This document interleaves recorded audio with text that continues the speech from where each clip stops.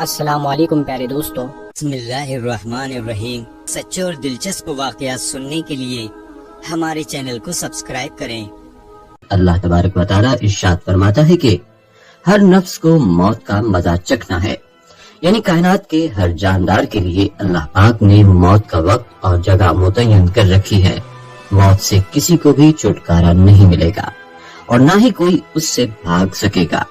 اسی لیے ابلیس شیطان کو بھی ایک دن موت آئے گی، لیکن وہ دن کون سا ہوگا؟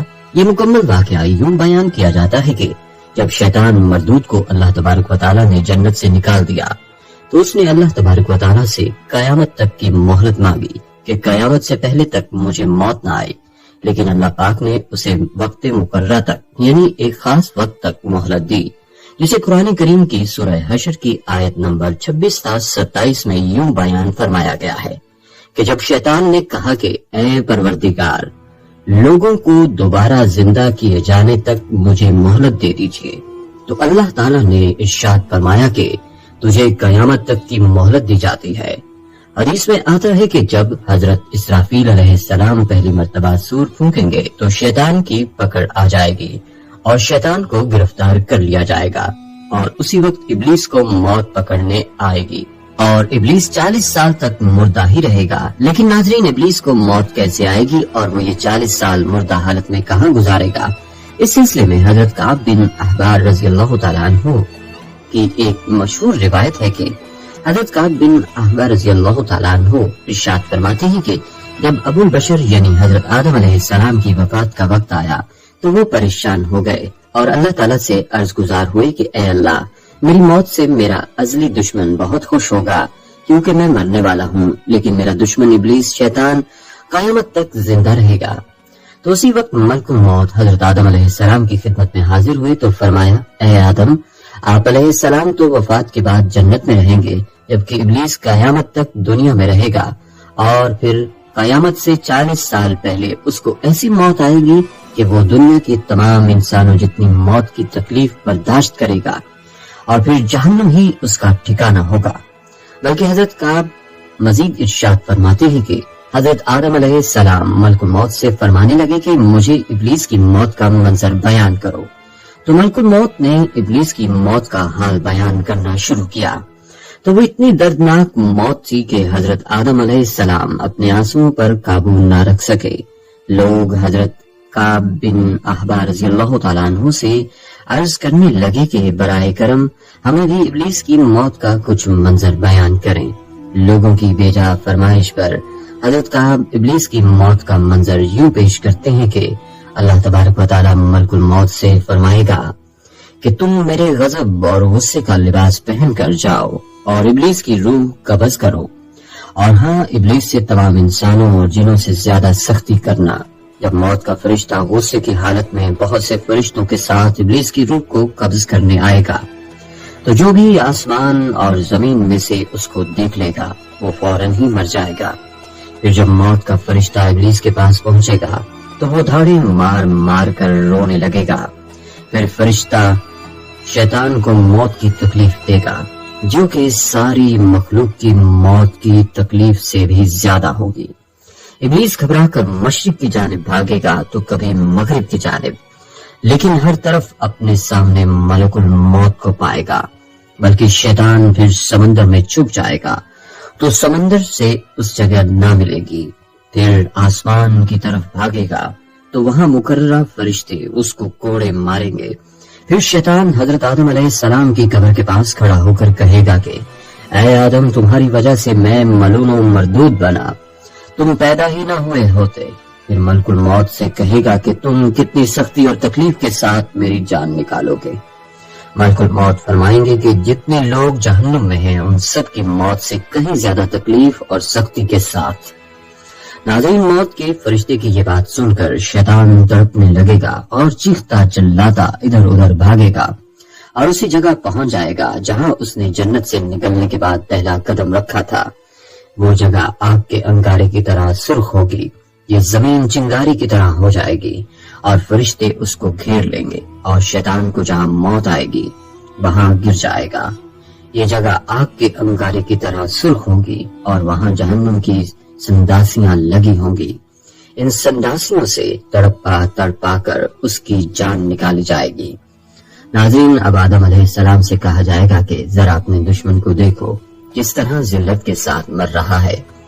حضرت آدم علیہ السلام یہ منظر دیکھ کر خوش ہوں گے اور کہیں گے، یا اللہ، تو نے ہم پر اپنی نعمت مکمل فرما دی۔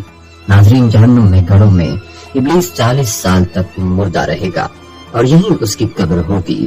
پھر 40 سال بعد دوبارہ حضرت اسرافیل علیہ السلام سور پھونکیں گے تو تمام مردے زندہ ہو جائیں گے اور حساب و کتاب کا عمل شروع ہوگا۔ ناظرین گرامی، اس کائنات کی ہر چیز فنا ہونے والی ہے، ہر جاندار کو موت کا مزہ چکھنا ہے، حتیٰ کہ قیامت کے دن موت کو بھی موت آ جائے گی۔ حضرت ابو سعید خدری رضی اللہ تعالیٰ عنہ فرماتے ہیں کہ رسول اللہ صلی اللہ علیہ وآلہ وسلم نے ارشاد فرمایا، قیامت کے دن موت ایک مہرے کی صورت میں لائی جائے گی، پھر ایک پکارنے والا فرشتہ پکارے گا کہ اے جنت والو۔ یہ پکار سن کر اہل جنت گردنیں اٹھائیں گے اور ادھر ادھر دیکھیں گے۔ وہ فرشتہ ان سے پوچھے گا، کیا تم اس جانور کو پہچانتے ہو؟ اہل جنت کہیں گے، ہاں یہ تو موت ہے، کیونکہ انہوں نے مرتے وقت موت کو دیکھا تھا، لہذا پہچان لیں گے۔ پھر وہ فرشتہ دوبارہ پکارے گا کہ اے دوزخ والو۔ پکار سن کر اہل دوزخ بھی گردنیں اٹھائیں گے تو فرشتہ پوچھے گا کہ کیا تم اسے پہچانتے ہو؟ وہ بولیں گے، ہاں یہ تو موت ہے، مرتے وقت اسے دیکھا تھا۔ پھر موت سب کے سامنے ذبح کر دی جائے گی۔ دوستو، اس زمین میں تو ہر چیز فنا ہونے والی ہے، صرف اللہ کی ذات باقی رہے گی۔ حکومت اسی کی ہے اور اسی کی طرف سب کو لوٹ کر جانا ہے۔ ہر شخص کا مرنا یقینی ہے، لیکن موت کا وقت اور جگہ سوائے اللہ کی ذات کے کسی بھی بشر کو معلوم نہیں۔ بعض بچپن میں تو بعض شباب میں اور بعض ادھیر عمر میں، جبکہ باقی بڑھاپے میں دائیں اجل کو لبیک کہہ جاتے ہیں۔ بعض صحت مند تندرست نوجوان سواری پر سوار ہوتے ہیں، لیکن انہیں نہیں معلوم کہ وہ موت کی سواری پر سوار ہو چکے ہیں۔ بلکہ ابو ہریرہ رضی اللہ تعالیٰ عنہ سے روایت ہے کہ نبی اکرم صلی اللہ علیہ وسلم نے فرمایا، جب مومن کی موت آتی ہے تو اس کے پاس رحمت کے فرشتے سفید ریشمی کپڑا لے کر آتے ہیں اور اس کی روح سے کہتے ہیں، نکل، تو اللہ سے راضی ہے اور اللہ تجھ سے راضی ہے۔ اللہ کی رحمت اور رزق کی طرف نکل اور اپنے رب کی طرف نکل جو ناراض نہیں ہے۔ تو وہ روح پاکیزہ خوشبودار مشک کی مانند نکل پڑتی ہے، یہاں تک کہ فرشتے اسے ہاتھوں ہاتھ لیتے ہیں۔ جب آسمان کے دروازے پر اسے لے کر آتے ہیں تو دربان کہتے ہیں، کیا خوب ہے یہ خوشبو جو زمین سے تمہارے پاس آئی ہے۔ پھر وہ اسے مومن کی روحوں کے پاس لے کر آتے ہیں تو انہیں ایسی خوشی ہوتی ہے جو گمشدہ شخص کے لوٹ کر آ جانے سے بڑھ کر ہوتی ہے۔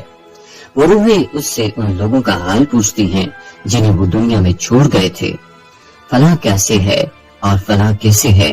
وہ کہتی ہیں، انہیں چھوڑو، یہ دنیا کے غم میں مبتلا تھے۔ تو جب وہ نوبارد روح کہتی ہے، کیا وہ تمہارے پاس نہیں آیا، وہ تو مر گیا تھا، تو وہ کہتی ہیں، اسے اس کے ٹھکانہ حاویہ کی طرف لے جایا گیا ہوگا۔ اور جب کافر قریب المرگ ہوتا ہے تو عذاب کے فرشتے ایک ٹاٹ کا ٹکڑا لے کر آتے ہیں اور کہتے ہیں، اللہ کے عذاب کی طرف نکل، تو اللہ سے ناراض ہے اور اللہ تجھ سے ناراض ہے۔ تو وہ نکل پڑتی ہے جیسے سڑے مردار کی بدبو نکلتی ہے، یہاں تک کہ اسے زمین کے دروازے پر لاتے ہیں۔ پھر کہتے ہیں، کتنی خراب بدبو ہے، یہاں تک کہ اسے کافروں کی روحوں میں لے جا کر چھوڑ دیتے ہیں۔